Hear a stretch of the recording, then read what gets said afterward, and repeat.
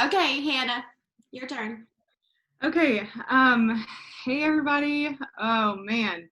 My heart's racing. I've cried a few times. I'll probably cry some more. So my name is Hannah Pennington. Um, I'm a national vice president partnership with my husband Jake, and I have been doing Arbonne for about 6.5 years, and I just want to say, I mean, I know it's already been said, but I still feel so inadequate and unqualified to even speak. And then I have to remind myself that I'm sitting here with friends, and I'm sitting here with friends, and everything I have to say is good. It's not. I have something to share with you, and I have to remind myself that I am qualified to speak, and it doesn't get any easier. I'm still like on the verge of crying and shaking. And so I want to talk about mom brain really quick. I am pregnant with my third baby, and to live inside of my brain even without being pregnant is a bounce around like the whole time. So being pregnant is an extra bounce around. And I'm telling you that because I have kind of random notes to share with you guys, but I wanted to hit as many important things as I could possibly think of. And so that's why I'm like, I'm not a pastor. I don't have to make this flow perfectly, and that's okay. But I'm going to share some things with you that are really important in my opinion. So, first off, let's start with, I started Arbonne about 6.5 years ago, direct to Brittany Slaughter. We met in massage school in 2008, I believe. We were 18 and 19. And one thing about Brittany is that I could tell she was really passionate. And if you have not noticed yet, everyone here that is a VP is passionate. You can feel it. It's tangible. And so the first thing I want to tell you is that you have to have that. You have to have that. I think Naomi talked about it too. You have got to be passionate. And to me, there's no law on how passionate I can or can or don't have to be. Like, I can be as passionate as I want to be. And so anyway, she brought me a skincare sample. I was very skeptical about network marketing. I did not want to have anything to do with network marketing. But Brittany had tried all of these different things, and she didn't stick with massage therapy. She didn't love that like I loved that. So when she came to me, I was like, oh my God, she really loves this. And she was so passionate. And I was like, I was drawn to that, just like Sierra was talking about being drawn to mine. And so I just believe that everyone has to have that passion. And I got to stop reading all these texts and notes, and I've got a timer over here. I'm like squirrel. Anyway, so let's start off with I went district, not long after I started, and I think a year from there went area or so, and I want to talk about the goal that I had to go area. Sometimes we have these goals to do a thing, and my goal to go area was just to make sure that I went to the white party with Brittany. That was it. Like, it's not a bad goal, but sometimes when you hit a goal, if you don't have any further goals than that, then you may not keep going. So but something happened during that time. So during the time that I went area, at this point, I think most of you know this story, but I was still kind of fighting Jake. He was not very supportive of what I was doing. He didn't understand, like lots of husbands. But because of a retreat like this that was in person in Oklahoma City, because of Gina, because of Naomi, because of Tiffany, Brittany, all of these people, and so many more, because of them, I recognized in my own life that I was missing something. And what I was missing was, sorry, do we get it? Okay. Here's what I was missing. I was trying to guide my own life and do my own thing and make my own way. And I realized just by being around these other people that all of a sudden they're living their life that God has chosen for them. And I just, in that same month of going area, I'll never forget. And it was literally after a retreat just like this that was in person. I was like, man, I suck at guiding my life. And I really want to, I need to know what God has for my life. And that changed everything. So that literally changed everything, changed my business, changed my life. I began to ask questions and seek out God's direction for my life. Why did he create me? What am I doing here? And so that truly changed the direction of my life. So anyway, then I demoted. I lost my area. I'm pregnant with Mags, my second daughter. I'm in the bathtub at like 1 a.m. bawling. Jake's like, oh my God, what just happened? Did you have a miscarriage? I'm like, no, I lost my area. And so, that doesn't make any sense, right? I choose to follow God and his plan, and then I demote. Are you kidding me? So, but that was one of the greatest things that ever happened to me, you guys. And, but during that time, I really wanted to talk about something that happened during that time is that I allowed someone that had a lot of influence in my life at that time to speak into my life who did not know anything about Arbonne. So I know that each one of you have people that don't know or care about Arbonne.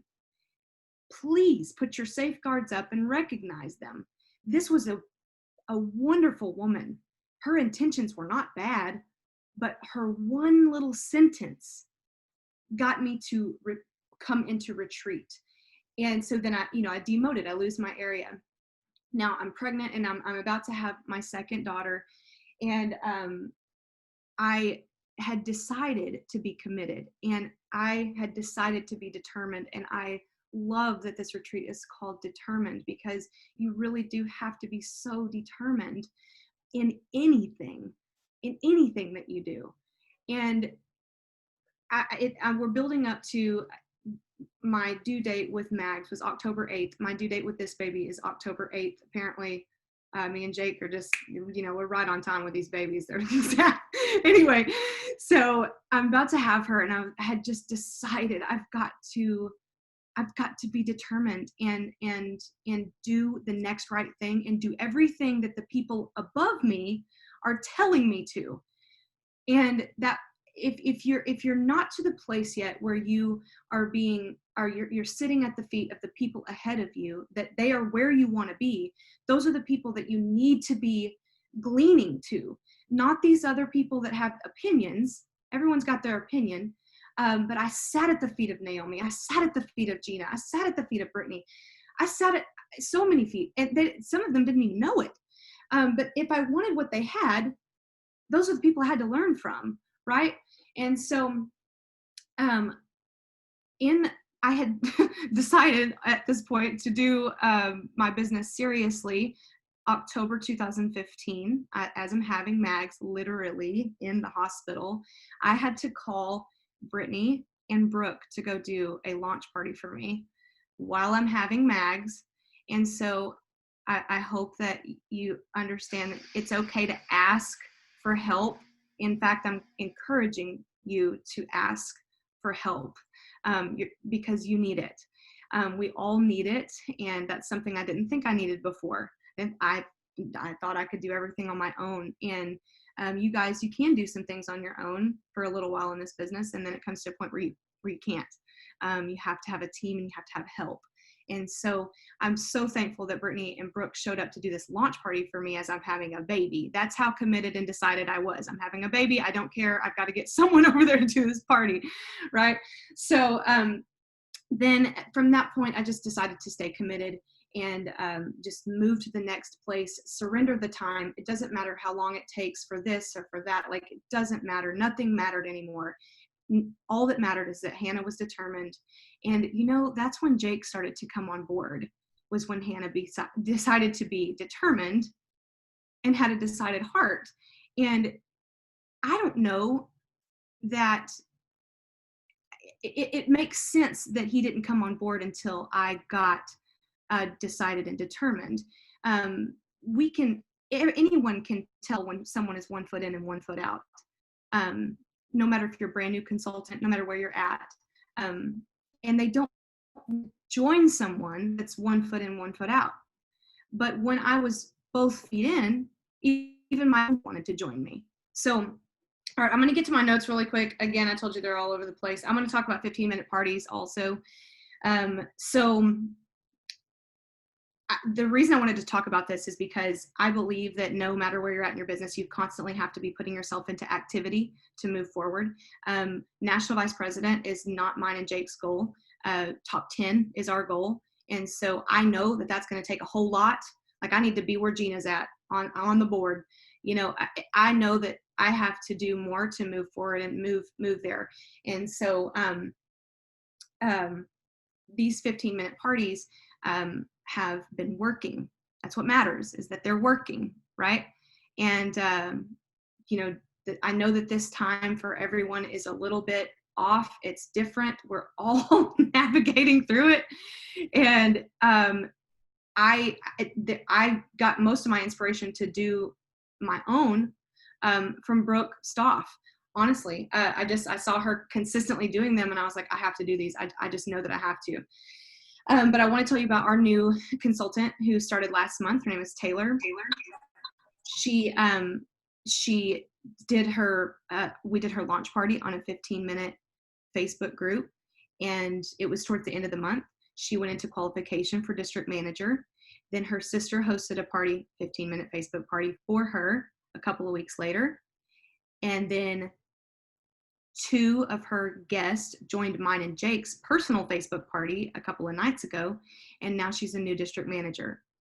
And why I'm telling you that is it was 3 parties, and yes, there are flops with these, but something has happened with each one of them for the ones that I've been a part of, which is, I don't know, 10-ish parties at this point. Something has happened, even if it's just a new conversation. And so I want to ask you, what's keeping you from just getting yourself into activity and asking for a presentation, asking someone to host one of these for you? Get real about why you're not doing it. Activity moves your business forward always, and doing the next right thing. But I want you to ask yourself, like, what is it in my mind that is keeping me from just asking the next person for their help in this? Because we sell product, right? We sell product, we build a team, and we build preferred clients. We do both. And so we have to get this stuff in front of people and offer it to them and follow up with them. There's things that we have to do to build a business, right? But there's a layout that's so easy to follow that anyone can do it, and there's no need to overthink it. So sorry, watching my time. Okay. One thing I wrote down last night that I was thinking of was how everybody's like, how do you get them? How do you get them? And I'm like, okay, well, how did you get got? How did you get got? And I want to ask you, how does Starbucks get you? How does Chili's get me? I'm going to tell you how Chili's gets me. I love Chili's. If you know me, you know I love Chili's. When I was pregnant with Mags, actually, when I went into labor with her, they gave me a free molten chocolate cake because they love me and I used to work there. And I will always go back there. I love that place. They know me. They treat me like family. And I want to always go back there. Why would someone want to always come back to you? Why do they want to support you? We are in service to people, you guys. And we have to service them. And then I said, how does my dog groomer get Briggs? Well, she just takes care of him. She does a good job. Do people know that when they come to you, that you're going to do the best that you can by them? Okay. I already said that. Sorry. I apologize for these being all over the place. But if you haven't read this book, this is so great. The Power of Five. This is a new book, kind of new to all of us. I really love it. Really, really good points in there. But one thing that he said in there was, by enhancing your income, you're enhancing your options. I personally don't have a love of money, but I have a love of options. I love options. And I love that me and my husband are able to work from wherever. We worked from Africa a couple of years ago. We had a little spotty Wi-Fi box and we worked from Africa while we were there. Like, I love that. I love having options. Okay. So I want 3 verses that I wanted to share. I'm at 15 minutes right now. I'm going to try to wrap up here. 3 verses that I wanted to share with you that I have become like life anthems for me. These are just a few, because all of these circulate in my head every day, all the time. And I think that if we can just get to this place where we surrender on the daily. Surrender is not a one-time thing. You're surrendering the time that it takes to get to wherever you're wanting to go. You're surrendering your control of a thing. But here's some of these things that I just decided to live by. But if it weren't for this community, I wouldn't have learned these things. So one of them is commit your actions to the Lord and your plans will succeed. It's Proverbs 16:3. Commit your actions to the Lord. That means if I'm working and I'm doing it for him and I'm not doing it for people, then he's going to help cause my plans to succeed. Even when there's hiccups, even when there's crap going on and when something doesn't go right, if I'm working for him, he's going to cause it to succeed. Romans 8:28, and we know that God causes everything to work together for the good of those who love God and are called according to his purpose for them. I just believe that everything is working for good, for my good, for everyone's good. I believe that he's causing things to work together for my good. Jeremiah 29:11, for I know the plans that I have for you. They're good plans. They're not for harm. Ephesians 3:20, just like Sierra was saying, now to him who's able to do immeasurably more than all that we can ask or imagine. And I live these things. I just believe that he can do more. And so when I hear about people struggling to believe in Arbonne, I'm like, why?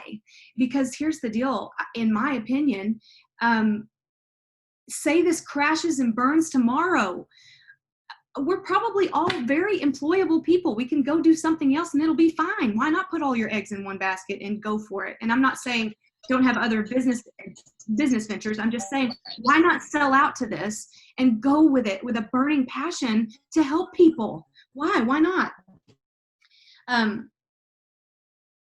So 2 other things I want to share, and then I should be done. But I believe, and I think that probably every VP here would agree with this right now. I believe that there's going to be great reward for the people that stick through this time of different.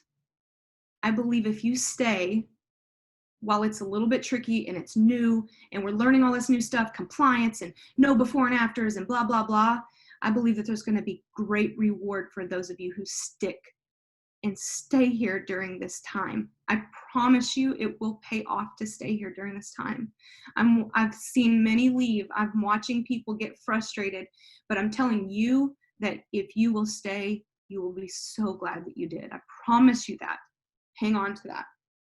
And then I want to talk a lot about, I know we've talked a lot about comparison, and it has messed me up in the past before so much. And I know that it's just, it's a constant thing, but I want to tell you a quick story.